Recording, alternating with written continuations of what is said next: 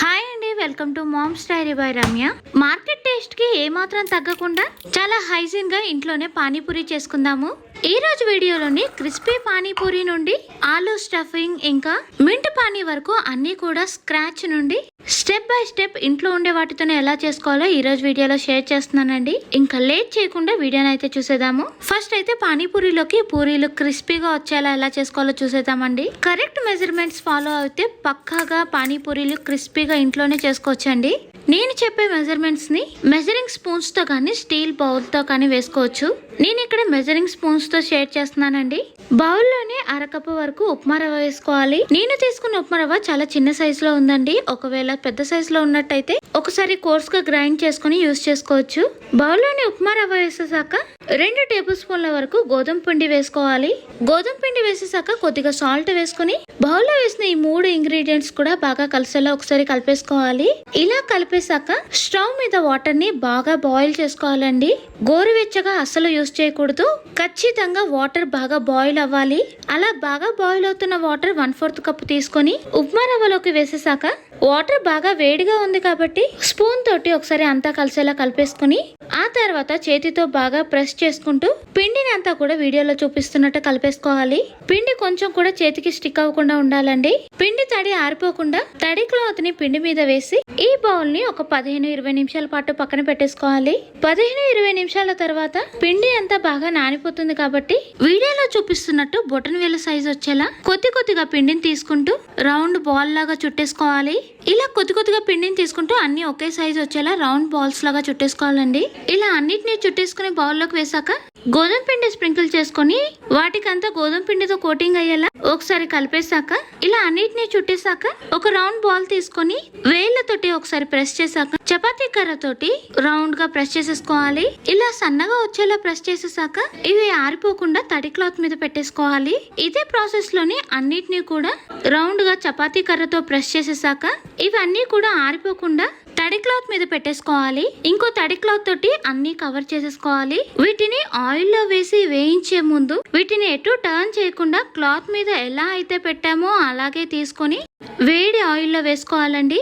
Stove flame కూడా ఖచ్చితంగా high flame లోనే ఉండాలి. హై ఫ్లేమ్ లో వీటిని వేసేసాక స్పూన్ తోటి వీడియోలో చూపిస్తున్నట్టు వాటి మీద ఒకసారి ప్రెస్ చేసుకుంటే అవి పూరీ లాగా పొంగుతాయండి. ఇలా ఒక పూరీ పొంగిపోయాక ఇంకొకటి వేసుకుని దాన్ని కూడా ప్రెస్ చేసుకుంటూ ఉంటే అది కూడా పొంగుతుంది. ఇలా కొన్నిటిని ఆయిల్ లో వేసుకుని అవి పొంగాక స్టవ్ ని మీడియం ఫ్లేమ్ లో పెట్టుకుని వేయించుకుంటే పూరీలన్నీ కూడా కొద్దిగా రంగు మారి క్రిస్పీగా అయిపోతాయండి. ఖచ్చితంగా వాటిని హై ఫ్లేమ్ లో వేసుకొని అవి పొంగిన తర్వాత మీడియం ఫ్లేమ్ లో ఫ్రై చేసుకోవాలండి. ఇలా కొన్ని టిప్స్ పాటిస్తే ఇంట్లోనే ఈజీగా క్రిస్పీ పూరీలు చేసేసుకోవచ్చు. పూరీలన్నీ కూడా బాగా క్రిస్పీగా రెడీ అయిపోయాయండి. ఇంకా పూరీలు అయితే రెడీ అయిపోయాయి కదండి. ఇంకా స్టఫింగ్ కోసం తెల్ల బఠానీల్ని ఒక కప్పు తీసుకుని 5-6 గంటల పాటు నానబెట్టేసుకోవాలి. సాయంత్రం స్నాక్స్ లోకి అయితే ఉదయాన్నే నానబెట్టేసుకుంటే సరిపోతుంది. నానబెట్టిన బఠానీలన్నీ కూడా కుక్కర్ లోకి వేసేసాక ఇందులోనే 4 మీడియం సైజ్ బంగాళదుంపలు వేసేసుకోవాలి.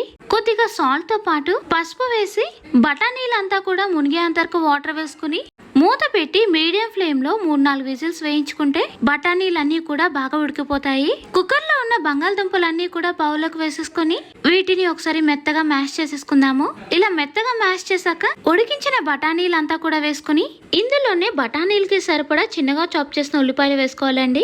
రుచికి సరిపడా సాల్ట్, కారం, ధనియాల పొడి, వేయించిన జీలకర్ర పొడి, చాట్ మసాలా వేసి అన్ని కూడా బాగా కలిసేలా కలిపేసుకోవాలి. ఇందులో వేసిన ఉల్లిపాయల నుండి మసాలా వరకు అన్ని కూడా బఠానీలకి ఇంకా మన టేస్ట్ కు తగ్గట్టు అడ్జస్ట్ చేసుకోవచ్చండి. ఇలా బఠానీ స్టఫింగ్ రెడీ అయిపోయాక ఇప్పుడు పానీపూరిలోకి వాటర్ ని ప్రిపేర్ చేసుకుందాము.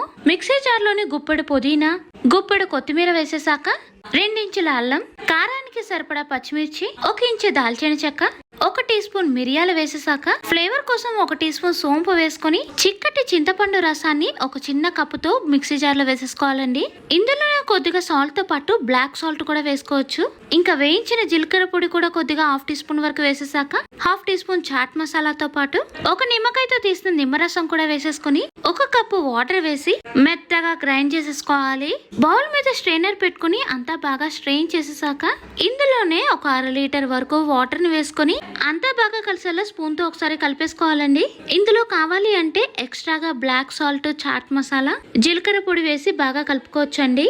ఈ పానీ ఇంకొంచెం టేస్టీగా ఉండటం కోసం చిన్నగా చాప్ చేసిన ఒక ఉల్లిపాయ వేసాక 2 నిమ్మకాయ స్లైసెస్ వేసుకొని నచ్చితే ఒక teaspoon red chilli flakes వేసుకుని కొద్దిగా కొత్తిమీర వేసి అంతా బాగా కలిపేసుకుంటే పానీపూరిలోకి పానీ కూడా రెడీ అయిపోయినట్టే. అరకప్పు ఉప్మా రవ్వతోటి ఒక 30 వరకు పూరీల్ని చేసుకోవచ్చండి. అన్నీ కూడా బాగా పొంగుతాయి, కానీ అందులో ఏవో 1-2 మాత్రమే ఇలా పొంగకుండా ఉంటాయి. మెజర్మెంట్స్ ని కరెక్ట్ గా ఫాలో అవ్వండి. ఖచ్చితంగా పానీపూరిలోకి పూరీలు ఇంట్లోనే ఈజీగా చేసుకోవచ్చు. టైం ఉన్నప్పుడే ఈ పూరీల్ని చేసుకుని ఎయిర్ టైట్ బాక్స్ లో స్టోర్ చేసుకున్నామంటే ఒక 15 రోజుల వరకు స్టోర్ ఉంటాయండి. మనకి ఎప్పుడు కావాలి అంటే అప్పుడు స్టఫింగ్, పానీ రెడీ చేసేసుకుంటే మనకి వర్క్ కూడా ఈజీగా ఉంటుంది. ఇంట్లో చేసుకున్నా సరే స్ట్రీట్ స్టైల్ అనిపించడం కోసం పెనం మీద బఠానీలంతా కూడా వీడియోలో చూపిస్తున్నట్టు పెట్టేశాక పైనుండి చిన్నగా చాప్ చేసిన ఉల్లిపాయలు, క్యారెట్ తురుము, కొత్తిమీరతో గార్నిష్ చేశాక పక్కన కొన్ని లెమన్ పీసెస్ కూడా పెట్టేసుకుంటే స్ట్రీట్ స్టైల్ లుక్ ఇంట్లోనే వచ్చేస్తుందండి. హైజీన్ గా ఇంట్లోనే పానీ నుండి పూరీ వరకు బఠానీ స్టఫింగ్ పక్కనే ఆనియన్స్ తో అంతా రెడీ అయిపోయింది కదా. అంతే అండి, నాకు ఎప్పుడు స్ట్రీట్ స్టైల్లో పానీపూరి చేసుకోవాలి అనుకున్నా సరే ఇంట్లోనే హైజీన్ గా పానీపూరి రెసిపీని ఇలానే చేస్తూ ఉంటాను. ఇంట్లో వాళ్ళందరూ చాలా ఇష్టంగా తింటారు. మీకు పానీపూరి ఇష్టమైతే వీడియోని తప్పకుండా లైక్ చేసి ఫ్రెండ్స్ అండ్ ఫ్యామిలీ మెంబర్స్ కి షేర్ చేయండి. ఇంకో మంచి వీడియోతో మళ్ళీ కలుద్దాం. Thank you for watching. Bye bye.